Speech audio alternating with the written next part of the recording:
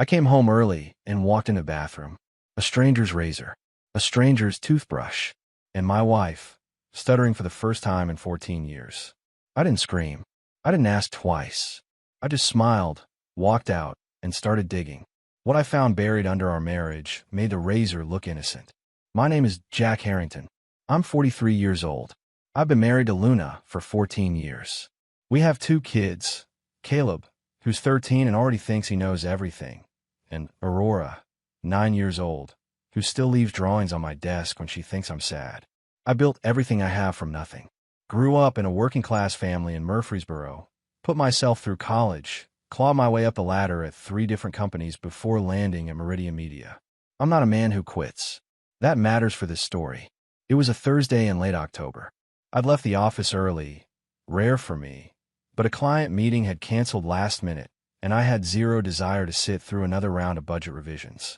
I drove home with the windows down and the radio off, just thinking. Luna's car was in the driveway, which wasn't unusual. She managed a small interior design studio downtown and kept flexible hours. I came in through the side door off the garage. The house felt off the moment I stepped inside. Not loud off, quiet off. The particular silence of a house that's holding its breath. No music from the kitchen. No Luna calling out from wherever she was. Just stillness. I set my laptop bag on the bench and walked through the hallway. The bedroom door was open. I stepped in and immediately noticed the master bathroom door, slightly ajar, a thin line of light cutting across the floor. Luna was obsessive about that door. She always kept it closed. Always. I pushed it open. What I found didn't announce itself dramatically. There was no movie moment. It was just a collection of small, wrong things. A man's razor resting on the edge of the sink, black-handled, unfamiliar. A damp towel folded over the shower door that wasn't ours. And there, beside my toothbrush, a second one, angled as if it belonged there, as if it had always been there. My brain cataloged each item slowly, the way it does when something doesn't add up, and it's trying to find the innocent explanation first. I heard a step behind me. Luna stood in the bedroom doorway, still dressed, a careful expression on her face. Not surprise exactly, but something close to it. Something rehearsed. "You're home early," she said, her voice landing a half-second too late. I turned and looked at her without speaking. I watched her eyes move from me to the bathroom and back. "Whose are these?" I asked, keeping my voice level. Her lips parted, then closed, then parted again. "What do you mean?" "The razor, the toothbrush, the towel." I stepped aside so she had a full view. "Whose are they, Luna?" And that was the moment. She stood there in the doorway of our bedroom, the woman I had built 14 years of life with, and she stuttered. Not a word or two. Her whole composure stuttered. A visible hesitation, like a machine catching on something it wasn't supposed to catch on. "A friend," she finally managed. "He came by too. He needed to freshen up before an appointment." "He?" "Yes." Her chin lifted slightly, the way it always did when she was trying to project confidence she didn't have. "What friend?" A pause that lasted one beat too long. "Dwayne. You don't know him. He's a client." I nodded slowly. I didn't raise my voice. I didn't move toward her. I simply said, "All right," and walked back out of the bedroom, down the hallway, and out the side door. Behind me, I heard her call my name once. I didn't answer.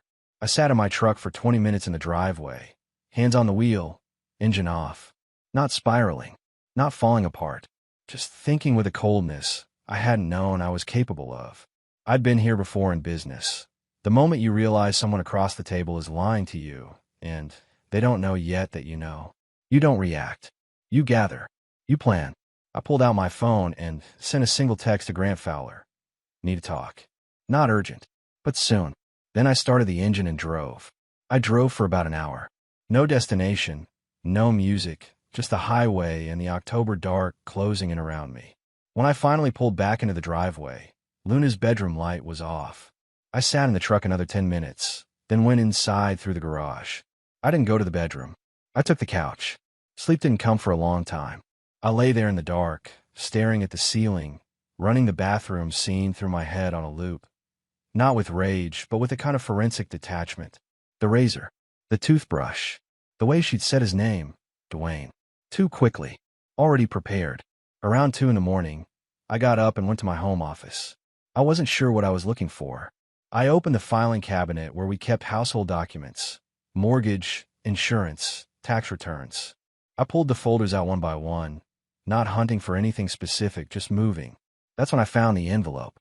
It had been tucked behind the insurance folder, which is why I'd never seen it. A plain white envelope with my name written on the outside in my father's handwriting. My father, Carl Harrington, had died 4 years ago, a heart attack at 68, 2 weeks before Christmas. I remembered going through his desk at the house in Murfreesboro, boxing things up. I must have packed this without opening it, and filed it away without realizing what it was. I sat down and opened it. It was 3 pages, handwritten on yellow legal paper, dated 14 months before he died. Jack, I've been meaning to write this for a while, and keep putting it off, the way men do with things that matter. So here it is. Your mother had an affair. 19 years into our marriage. I found out the way most men do, by accident, not by looking. I want to tell you what I did wrong, because you're my son, and I'd rather you learn from my mistakes than repeat them. What I did wrong was react. I confronted her the same night. I yelled. I gave her every advantage. She knew exactly what I knew, exactly how I felt, exactly how much she'd hurt me. She used all of it. By the time the dust settled, I had nothing left to negotiate with. I stayed, and I'm glad I stayed, but I stayed on her terms, not mine. That's the part that sat wrong for years. If something like this ever happens to you, and I hope it doesn't, don't react. Gather yourself first. Find out everything before you say anything. A man who controls his information controls the outcome. I love you, son. Be smarter than I was. I read it twice. Then I folded it carefully and set it on the desk. My father had been a quiet, practical man who never talked about feelings if he could avoid it. 3 pages of yellow legal paper was the most he'd ever said to me about anything personal, and he'd written it like a field manual. Don't react. Gather yourself first. Find out everything before you say anything. I pulled out my phone and texted Grant again. Tomorrow morning. Coffee. Early. Then I opened my banking app. I've been meaning to look at our joint savings account for weeks. Luna handled most of the household finances, which I'd always been fine with. She was organized, detail-oriented, better at that kind of thing than I was. I scrolled back through 6 months of transactions and almost missed it the first time. A recurring transfer, once a month, to an account I didn't recognize. Not huge, between $800 and $1,200 each time, but consistent. Every 3rd week of the month, like clockwork. I sat up straighter. I went back further. 12 months of transfers. 18 months. The account number was always the same. The memo line was always blank. I wrote the account number down on a notepad and stared at it. Luna ran the design studio. She had her own business account. We'd agreed early on that she'd keep her professional finances separate, which made sense at the time. But this transfer wasn't coming from her business account. It was coming from ours. From the joint account where my paychecks landed. I closed the app and sat in the dark for a while. In the morning, I was up before the kids. I made coffee, got Caleb and Aurora through their routines, dropped them at school without running into Luna, and drove straight to the diner on Belmont where Grant was already waiting with a cup halfway finished. Grant Fowler and I had known each other since our late 20s. He'd been my first mentor in the industry, a straight-talking operations director who'd seen everything twice. He listened without interrupting while I laid it out. The bathroom, the razor, Dwayne, the letter, the transfers. When I finished, he set down his cup. "How are you feeling?" "Focused," I told him. He studied me for a moment, then nodded slowly. "Okay, then let's talk about what you do next." He leaned forward. "You need someone who can trace that account. And you need a family attorney before she finds one. Whoever moves first sets the terms." "I know someone," I said. "Private investigator. Did work for a guy at Meridian last year." "Use him." Grant's voice was flat and certain. "And Jack, don't tip her off. Not yet. The second she knows you're building a case, everything gets harder." I nodded. I already knew that. My father had told me. 14 years too late for him, and just in time for me. I left the diner and made 2 calls from the parking lot. The first was to a private investigator named Derek Pollard. The second was to a family attorney downtown. The war hadn't started yet, but I was done waiting for her to find me. Derek Pollard operated out of a 2nd-floor office above a tax prep shop on Nolensville Pike. No sign on the door, just a number. He was ex-Metro Police, early 50s, with the kind of face that had stopped being surprised by anything a long time ago. He shook my hand, poured 2 cups of bad coffee, and listened without taking a single note while I walked him through everything. When I finished, he leaned back and said, "You want to know who Dwayne Sloan is, where he comes from, and what his connection to your wife looks like on paper? And I want to know how far back it goes," I added. He nodded slowly. "Give me 72 hours for the first layer. I'll have more after that." He slid a single sheet across the desk, his rate, his terms, his confidentiality agreement. I signed it without haggling. Some things are worth paying for. I drove back to the office and spent the rest of the day functioning on autopilot. Meetings, emails, a pitch review for a new client in Memphis. I did all of it. Nobody noticed anything different. That was intentional. 3 days later, Pollard called me back to Nolensville Pike. He laid a manila folder on the desk and opened it without ceremony. Dwayne Sloan, 35, originally from Clarksville, worked as a freelance brand consultant, loosely defined, as far as Pollard could tell. 2 LLCs registered in Tennessee, 1 dissolved, 1 active. The active one had received irregular deposits over the past 18 months, several of which aligned in timing with the transfers from my joint account. I stared at that line for a long moment. "He's not just a guy she met," I said. "Doesn't look like it," Pollard replied. "The financial overlap goes back at least 20 months, which means this started well before you found those things in your bathroom." 20 months. I ran the math without meaning to. 20 months ago, Luna and I had celebrated our 13th anniversary at a restaurant downtown. She'd worn a green dress. We talked about taking the kids to Colorado the following summer. I kept my face still. How far back does their connection go? Before the money. Pollard turned a page. That's where it gets interesting. He tapped a printed screenshot, a photo from a charity gala, dated 6 years back. Luna was in the frame, laughing at something. Standing 2 people to her left, partially cropped, was a man whose jawline matched Dwayne Sloan's current photos closely enough to matter. 6 years. We'd been married 8 years at that point. Caleb had been 7. Aurora had been 3.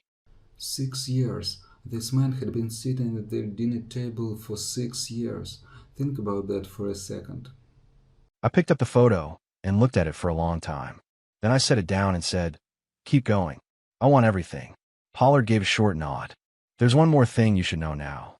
He slid another page across. "Sloan has done this before. Different woman, different city, Memphis, 4 years ago. Married, well off, ran in philanthropic circles. The husband eventually figured it out, but by then a significant amount had moved through similar channels. No charges were ever filed. It settled quietly. A professional. The man wasn't just Luna's mistake. He was a calculated operator who found vulnerable entry points in marriages and worked them for money. I closed the folder and handed it back. "Keep a copy of everything. I'll need it documented." "Already done," Pollard said. I left his office and sat in my truck in the parking lot for a while. Not falling apart. I want to be clear about that. I was angry, yes, but it was the clean, focused kind of angry that sharpens you instead of blurring you.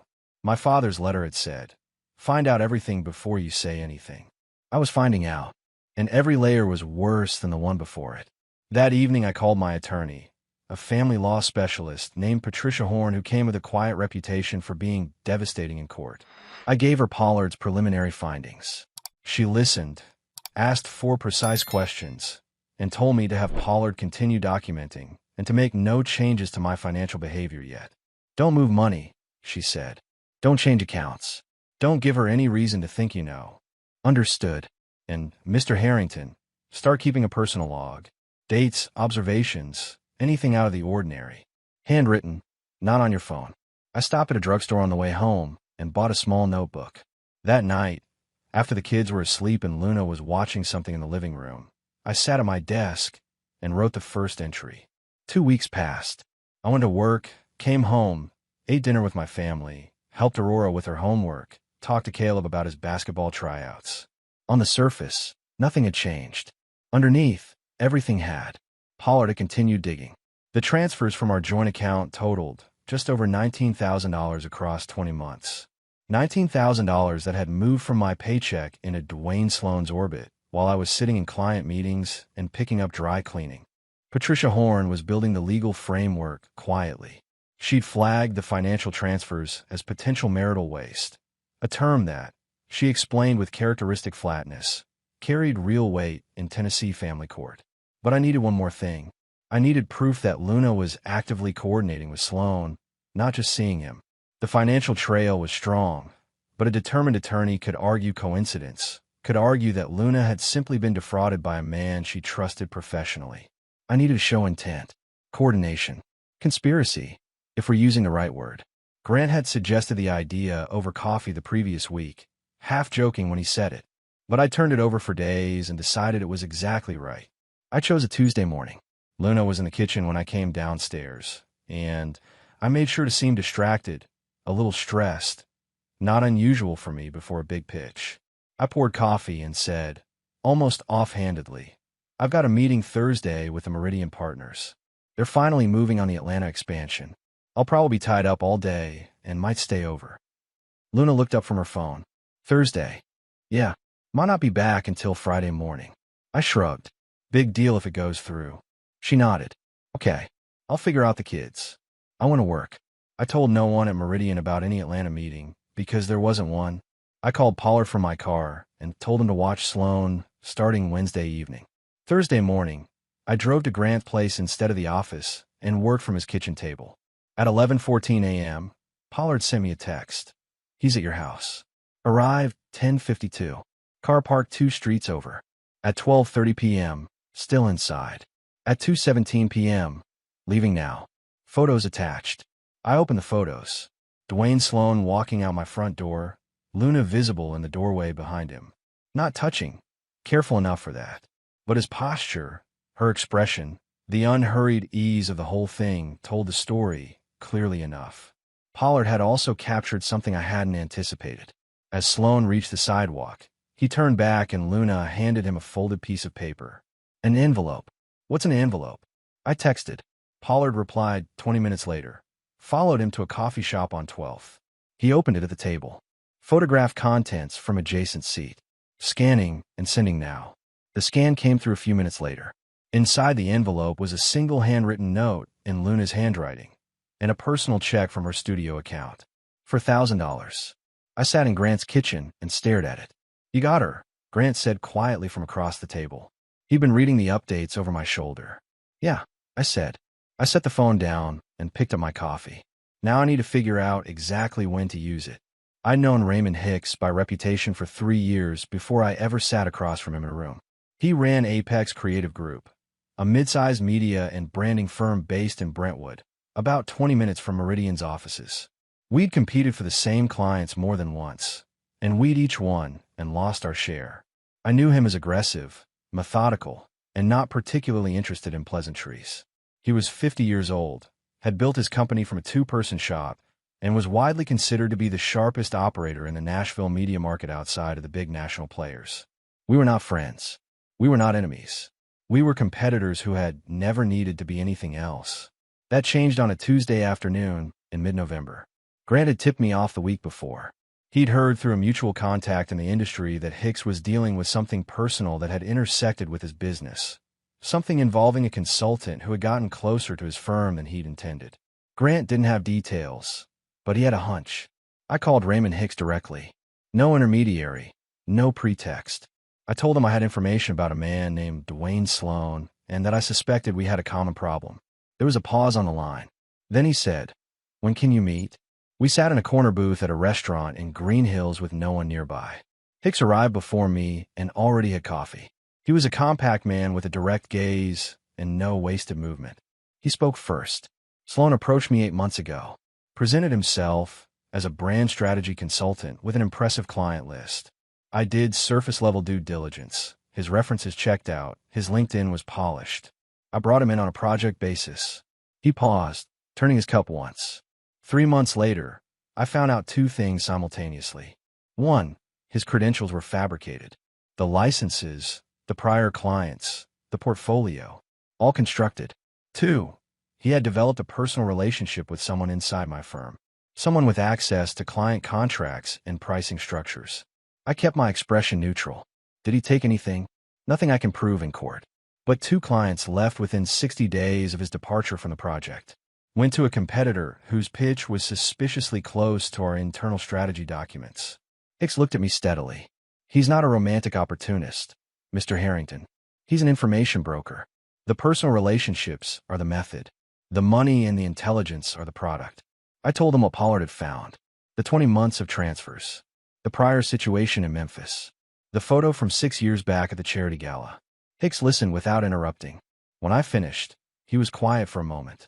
Then he said, "So he's been working your wife for 6 years. At minimum. And you have documentation of the financial transfers." "My PI has it. My attorney has it." Hicks nodded slowly. He reached into the inside pocket of his jacket and set a USB drive on the table between us. "I have something that might be useful to you. Communications between Sloan and my former contact inside Apex. Emails, mostly. They establish a clear pattern of how he operates. How he identifies targets. How he builds the relationship. How he structures the financial arrangements." He slid the drive toward me. "I can't use it publicly without exposing my own firm's vulnerability. But you can use it to establish who he is. And what he did to your marriage wasn't personal. It was professional." I picked up the drive. "Why are you helping me?" Hicks picked up his coffee. "Because Sloan cost me 2 clients and 6 months of sleep. And because men like him keep operating as long as nobody puts the full picture together." He met my eyes. "Put the full picture together, Mr. Harrington." I drove back to Pollard's office and handed him the drive. He had a read on it within the hour. The communications confirmed everything Hicks had described. A methodology. A playbook. Dwayne Sloan had used it on at least 4 women across 3 cities that they could identify, and Luna wasn't his first long-term operation. She was just the current one. That evening I sat at my desk after the kids were asleep and added 3 pages to my notebook. Dates. Amounts. Names. The shape of the whole thing. Laid out in order. Luna walked past the office door around 9:30 and stopped when she saw the light on. "Working late. Wrapping something up," I said, without looking up from the page. She stood there a second, then moved on. I heard her close the bedroom door. I kept writing. The call from Dr. Renata Shields came on a Thursday morning while I was driving to the office. Dr. Shields was the children's therapist. We'd started taking Caleb to her 8 months ago when his grades slipped and he'd gotten into 2 fights at school. She'd been good for him, straightforward and no nonsense. Aurora had started seeing her monthly as a precaution, which Luna had suggested and I'd agreed to without question. I answered on the second ring. "Mr. Harrington," she said, "I want to be transparent with you about something. And I want to stress that this call is being made with the same transparency to both parents. I've been made aware that Mrs. Harrington has had several conversations with me over the past month that have included characterizations of your parenting and home environment that I believe you should know about." I pulled into a parking lot and stopped the car. "What kind of characterizations?" Dr. Shields chose her words carefully. "Descriptions of emotional unavailability. Suggestions that the home atmosphere has been tense due to your behavior. Claims that the children have expressed concerns to her that they haven't expressed to me." A pause. "I want to be clear. In my sessions with Caleb and Aurora, neither child has indicated anything that aligns with what Mrs. Harrington has described. Children don't always say everything to a therapist, but the disconnect here is significant enough that I felt obligated to raise it with you directly." I kept my voice even. "I appreciate that, Dr. Shields. I'd also like to suggest, going forward, that any communications from either parent regarding the children's therapeutic progress go through both parents simultaneously. I should have established that boundary earlier. I'm establishing it now." "That sounds right to me," I said. After I hung up, I sat in the parking lot for a few minutes. Luna had been working on the therapist, quietly, steadily, building a picture of me as the problem in the house, probably for months. It was well executed, I'll give her that. If Dr. Shields had been less scrupulous, it might have worked. She used their own children's therapist against him. That's not just betrayal anymore. That's a whole different level of cold. I called Patricia Horn from the parking lot. She listened to the summary and was quiet for a moment. "She's building a custody narrative," Patricia said. "This is consistent with what we'd expect if she's been consulting her own attorney on the side. The therapist angle is common. You try to establish a professional record of parental deficiency before the divorce proceedings begin." Her voice was steady and precise. "The fact that the therapist called you is significant. That call, properly documented, becomes evidence of the attempt itself. How do I document it? Follow up with Dr. Shields in writing today. Email. Ask her to confirm what she told you. Keep it factual, no editorializing. She'll likely respond, and that response becomes part of your file. Patricia paused. And, Mr. Harrington, I'd recommend switching to a different therapist for the children. Someone neither of you has a prior relationship with. A clean slate. I spent my lunch hour on that. Found a well-reviewed child psychologist on the West Side. Made appointments for both kids for the following week, and sent Dr. Shields a careful, professional email summarizing our conversation. Her reply came before the end of the day, measured, professional, and clearly written by someone who understood it might eventually be read by a judge. I printed it and added it to the file.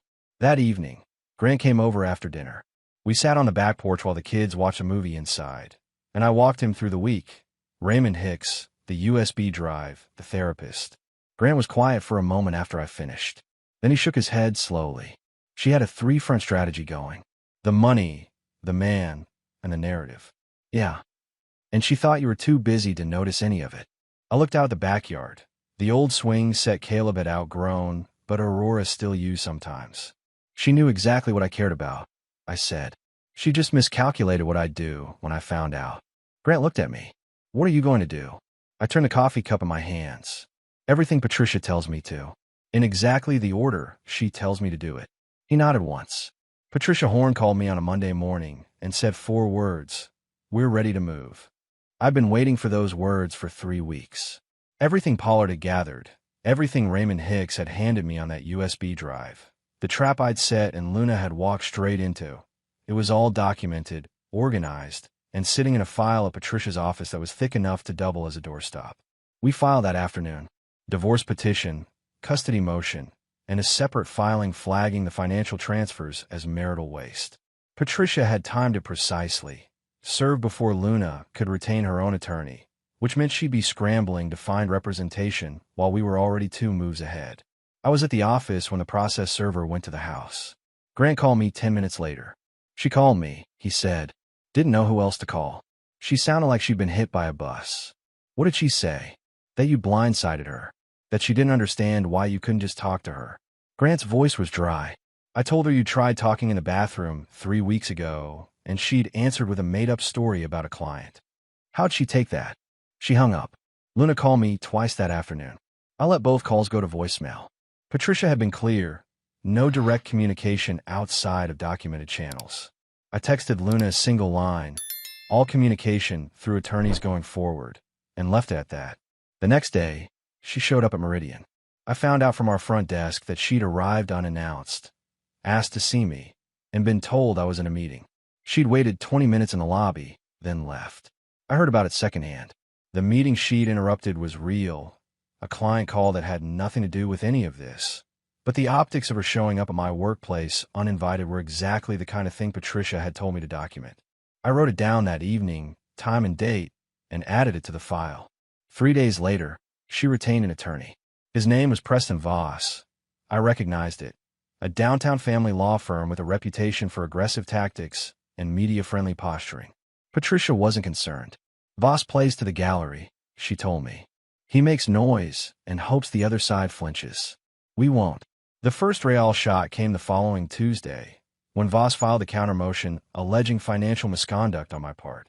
Specifically, he claimed I had made unauthorized transfers from the joint account to fund what he described as undisclosed personal expenditures, and that I had been deliberately reducing household financial resources in anticipation of litigation.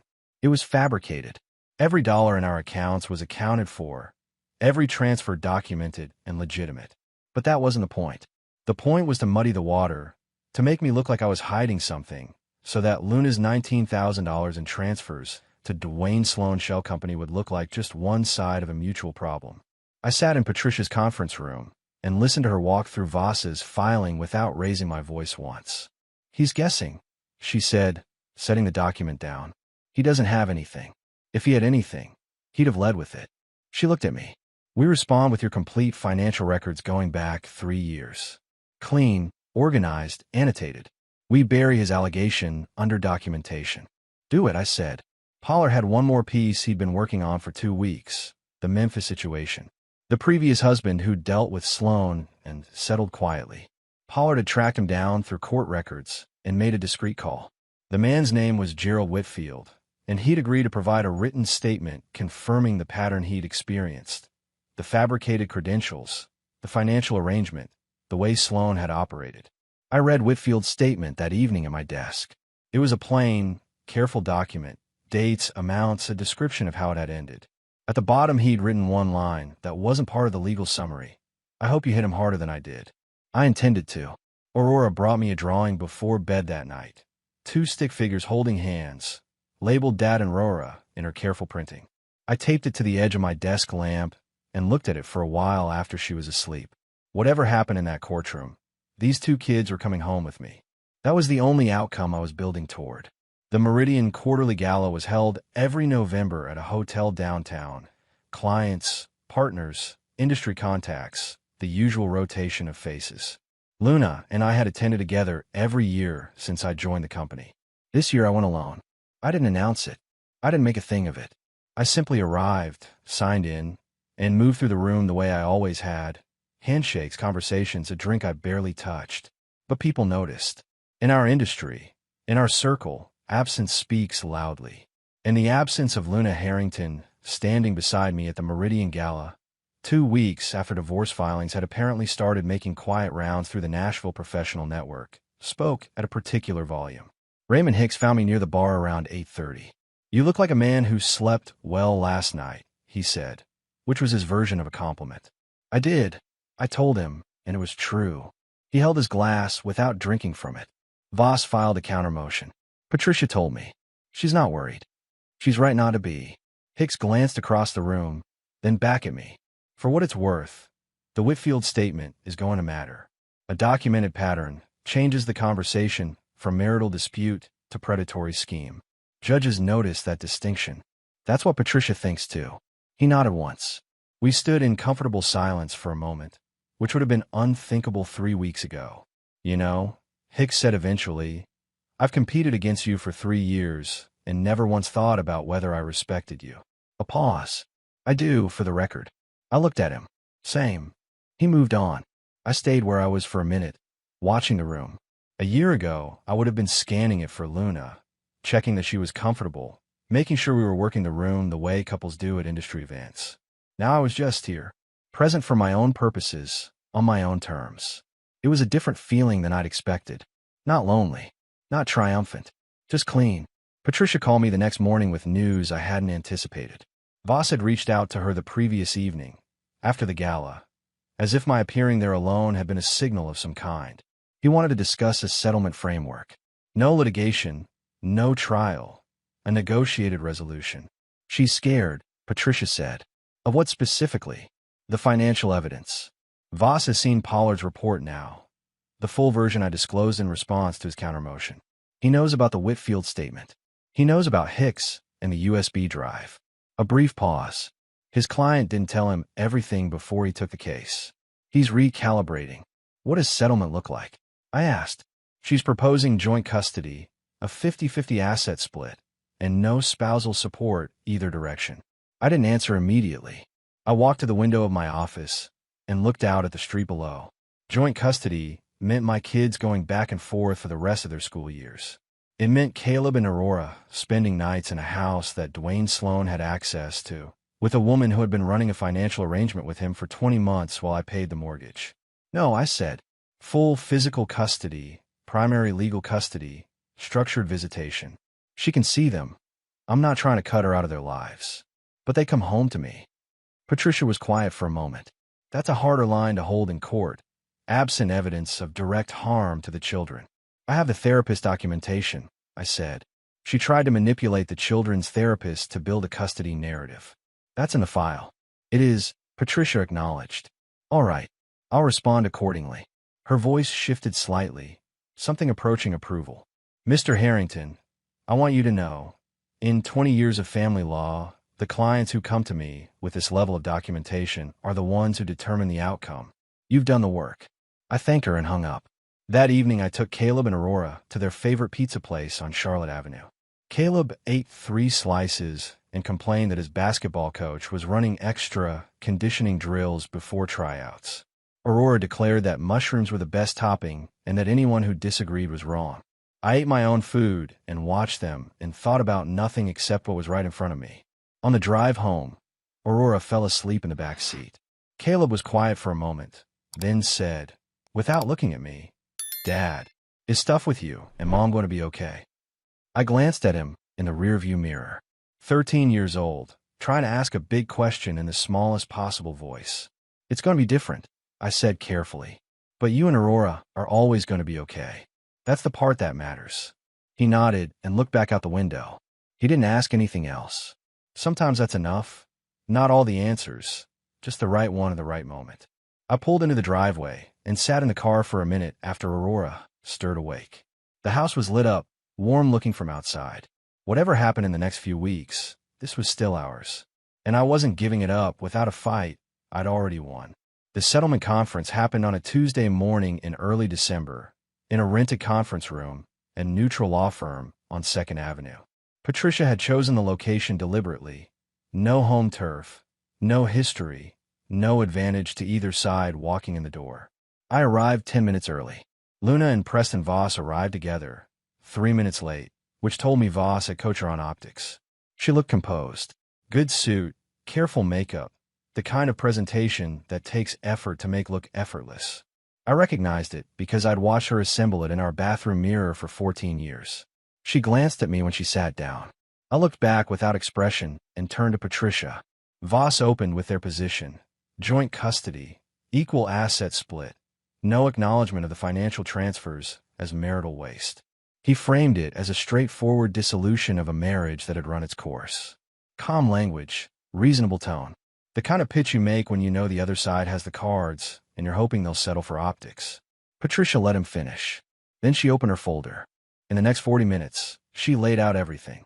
Pollard's full financial report, the account numbers, the transfer timeline, the shell company registration, the connection to Dwayne Sloan's LLC, the fabricated Thursday meeting and Luna's delivery of the envelope to Sloan on camera, Raymond Hicks' USB drive and its contents establishing Sloan's methodology across multiple targets, Gerald Whitfield's written statement from Memphis, the children's therapist documentation, Dr. Shields' email confirming the attempt to build a custody narrative and her subsequent withdrawal from those conversations.